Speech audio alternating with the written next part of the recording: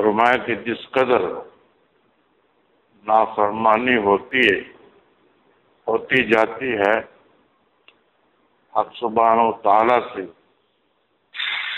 بندے کا تعلق گھٹتا چلا جاتا ہے،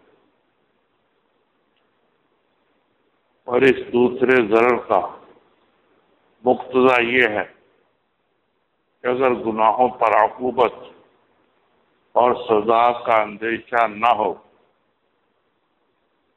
تب بھی گناہ نہ کرنا چاہیے۔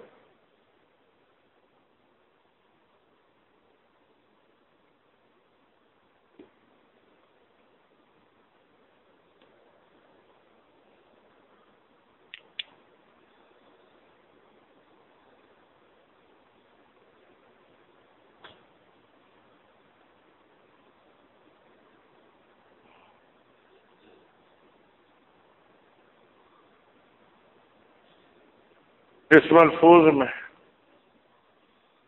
گناہ کا نقصان بیان فرما دیا۔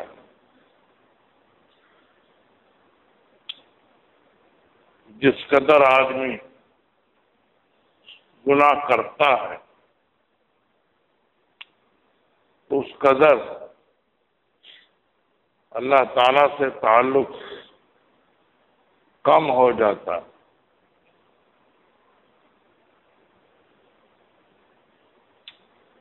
کوئی عذاب نہ بھی ہو پھر بھی یہ تعلق کا کم ہونا یہی بہت بڑا نقصان۔ ہم دنیا میں آئے ہیں اللہ تعالی سے تعلق بڑھانے کے لیے، اتنا زیادہ بڑھائیں کہ موت کے وقت کوئی بھی پریشانی نہ ہو، موت خوشی سے آئے۔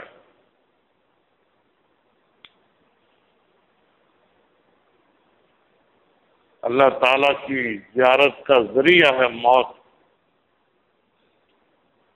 اس لیے موت کو یہ سمجھ کر کہ یہ اللہ تعالیٰ کی زیارت کا ذریعہ ہے، موت سے خوشی ہونی چاہیے، موت سے خوشی ہونی چاہیے۔ وَمَنْ أَحَبَّ لِقَاءَ اللَّهِ أَحَبَّ اللَّهُ لِقَاءَهُ،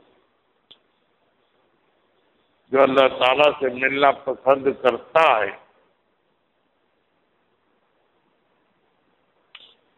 اللہ تعالیٰ اس سے ملنا پسند کرتے ہیں۔ اس لیے بڑی عمر میں امید غالب ہونی چاہیے اور موت کی نعمتیں پیش نظر ہونی چاہیے، موت کی نعمتیں پیش نظر ہونی چاہیے۔ موت اللہ تعالیٰ کے قرب کا ذریعہ ہے، موت اللہ تعالیٰ کی زیارت کا ذریعہ ہے، موت جنت میں جانے کا ذریعہ ہے، موت جنت کی نعمتوں کا ذریعہ ہے۔ یہ چیزیں ذہن میں ہونی چاہیے۔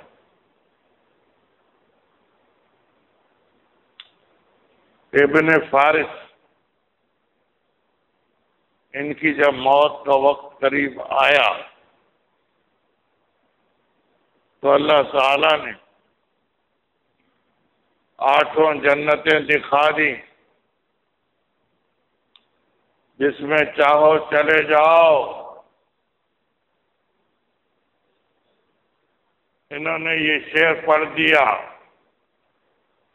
ان کان منزلتی فی الحب عندکم ما قد رأیت فقد ضیعت ایامی. یا اللہ، میں تو ساری عمر تڑپتا رہا کہ کب موت کا وقت آئے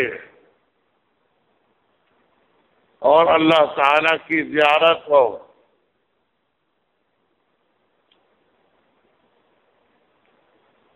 آپ مجھے اپنی زیارت کراتے نہیں،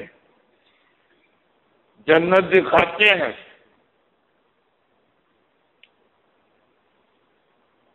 جب یہ عرض کیا تو جان نکلنی شروع ہو گئی اور اللہ تعالیٰ کی زیارت ہونی بھی شروع ہو گئی.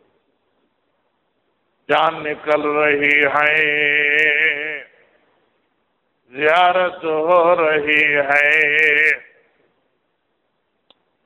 کتنی پیاری موت تھی کہ جان نکل رہی ہے، زیارت ہو رہی ہے.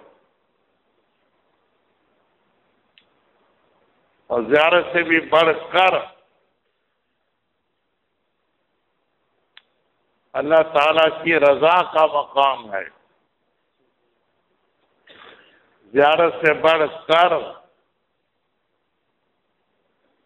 اللہ تعالیٰ کی رضا کا مقام ہے.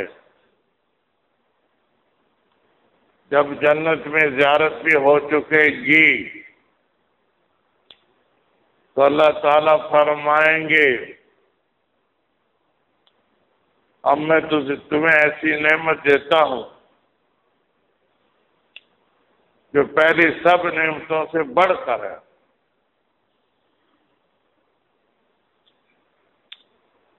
جو پہلی سب نعمتوں سے بڑھ کر ہے.